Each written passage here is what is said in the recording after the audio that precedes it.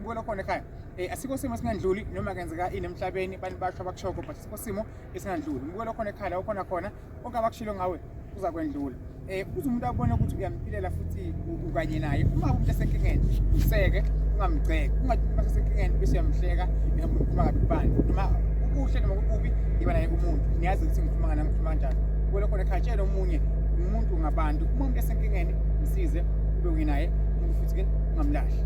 Ngibusisa bona bakhona emakhaya, subscribe, comment lapha YouTube channel MTHANDAZI Dlamini.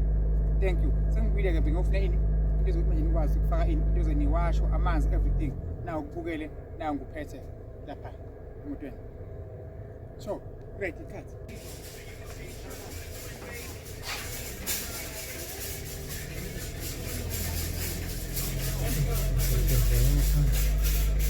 Tiene que